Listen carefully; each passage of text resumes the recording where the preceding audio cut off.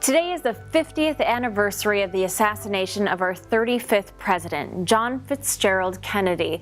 It's a sad moment in our nation's history and one of the most highly contested. No other event in American history is so filled with conspiracy theories. 61% of people believe there were multiple people involved in the assassination. There have been countless documentaries and TV specials about all of the alternate assassination theories. There was even the 1991 multiple Oscar-winning film JFK, which is all about uncovering the truth behind that terrible moment. In fact, the official word from the US government, from the Select Committee on Assassinations, there more than likely was a conspiracy with more than one shooter. Well, if there was a conspiracy, who was involved and why? Well, there are dozens of conspiracies out there, some of which even include the mafia.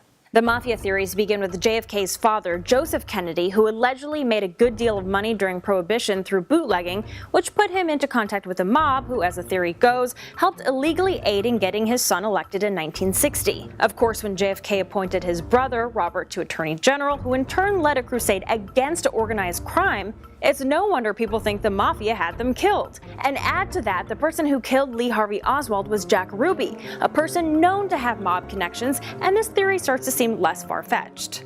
But most of the conspiracy theories stem from the Cold War tension between the USA, Soviet Union, Cuba, and Vietnam. There are theories the CIA killed Kennedy so they could send troops into Vietnam and grant lucrative contracts to companies like Halliburton. In fact, the day after Kennedy's burial, President Lyndon Johnson issued Executive Order 273, which reversed Kennedy's order to pull troops out of Vietnam, basically beginning the Vietnam War, and giving the theory that President Johnson had Kennedy killed a little bit of credibility. So why does any of this matter? It happened 50 years ago and we've moved on.